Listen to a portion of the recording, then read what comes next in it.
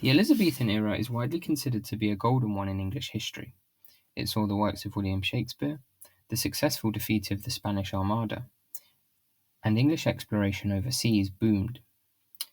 As a result of trading patterns across Europe, changes came to England in terms of its food and culture, and in this video I will be covering these changing relationships with both the Ottoman Empire and places further east.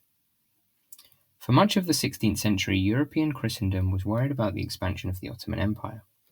The Ottomans had reached Vienna in 1529, and many monarchs feared they would take more and more land in Central and Western Europe. England, however, was more worried about the threat from Spain during the reign of Elizabeth I, as underlined by the failed Spanish Armada in 1588. Elizabeth knew there was wealth in the Muslim world, with its valuable spices, metals, and other ingredients.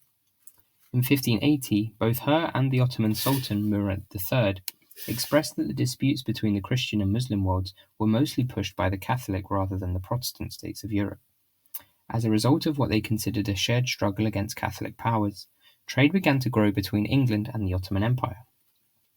Turkish coffee, nutmeg, pistachios, carpets, and cotton all came into England as part of trading arrangements.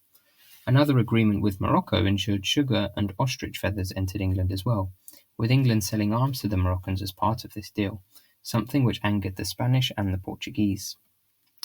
Through this, Elizabeth was the first English monarch to truly engage with the Muslim world for trade, and it boosted England's prosperity as a result. Elizabeth's eye for prosperous trade deals outside of Europe was evidenced through her eyes turning further east, namely through India and China. In 1600, Elizabeth granted a group of English merchants, 125 of them, a monopoly on all English trade in Asia, while she wrote to Mughal ruler Akbar I in 1585 and Emperor Wanli of Ming in 1602 in order to try and establish trading relations with these powers.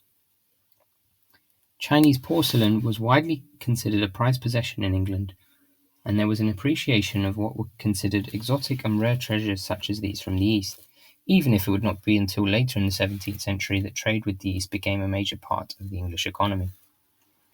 From the decisions taken by Queen Elizabeth I and others in England at the time, we can clearly see the outward-looking approach of England starting to come to the fore. We can consider the late 16th and early 17th century a remarkable period in history where the beginnings of what would become global trade were emerging, and Elizabeth I's England was at the centre of it. Thank you for watching. If you enjoy my videos, please consider subscribing and giving me a like. If there are any topics you want me to cover, please let me know in the comments section down below. Bye.